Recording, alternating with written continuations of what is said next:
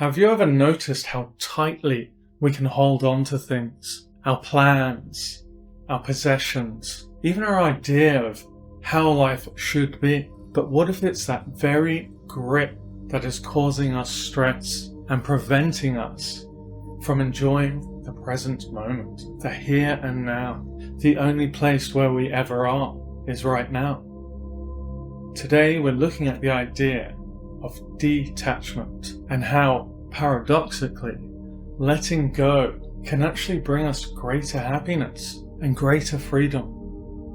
When you think about it, how often do we tell ourselves, I'll be happy when... right? I'll be happy when I get that promotion. I'll be happy when I get that new car. I'll be happy when I meet the perfect partner. We create these conditions for our happiness and tying it to future outcomes. But the problem is, life is unpredictable. Those external things that we crave might not ever materialize. And while it's true that we have the power to make them materialize, even when they do, the happiness that they bring is often fleeting.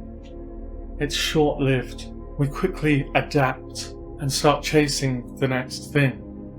This constant striving can actually prevent us from enjoying the here and now, from experiencing joy in the present moment. True happiness, I believe, lies in our ability to be fully present, to appreciate the now. It's about finding joy in the journey and not just the destination. When you think about a time where you were completely absorbed in an activity, maybe painting, maybe playing music, maybe just a conversation with a friend. You weren't thinking about the future or dwelling on the past. You were simply there. That's the flow state, a state of deep engagement and effortless action. And it's in those moments that we often find the most profound sense of contentment. Now, I'm not saying we shouldn't have goals and dreams. It's healthy to have aspirations, but it's crucial to detach from the need for those specific outcomes. When we're overly attached in a particular result, we set ourselves up for disappointment. We become rigid and inflexible, missing out on other opportunities that might come our way.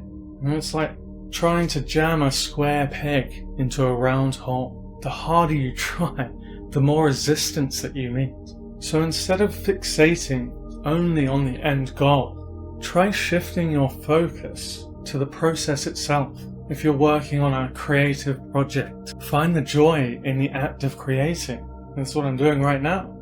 In the exploration of ideas. If you're pursuing a fitness goal, appreciate the feeling of your body moving, your blood pumping, the progress you're making each day. When you're truly engaged in the process, the outcome becomes a bit less important and you're more likely to experience genuine satisfaction.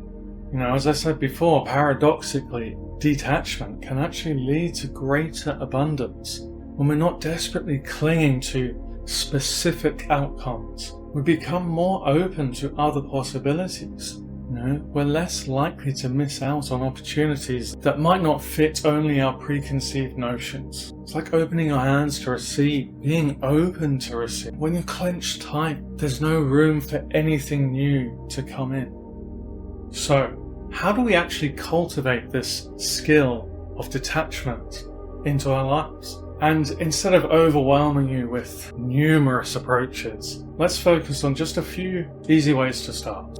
Number 1, mindful breathing and sensory focus. So instead of a formal seated meditation, which are really good as well, by the way, when you notice yourself getting caught up in a worry or a desire, just take a few moments and focus solely on the sensation of your breath entering and leaving your body.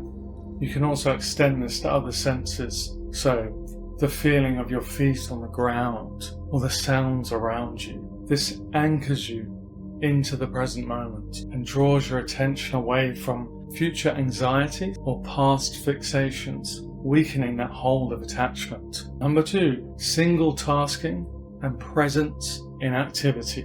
Often our minds race between different thoughts and different desires, shooting all over the place, fueling that sense of unease and attachment. So this involves consciously choosing a simple task like washing the dishes or folding the laundry or taking a walk, and give it your complete undivided attention. In that moment, you don't have to think about anything else in the world, only that activity. Notice the sensations, the movements, the details. By fully immersing yourself into one activity, you're training your mind to be more present and not worrying about attachment to outcomes or future moments. Number 3, visualization of release.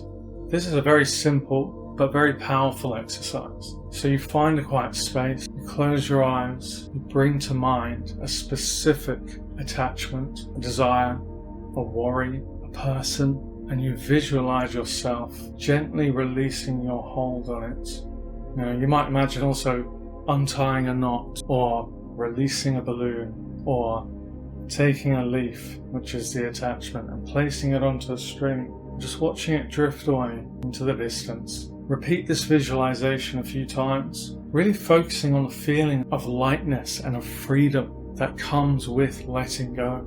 This mental practice can really help you loosen your emotional grip of attachment. Number 4, cultivating gratitude for the present.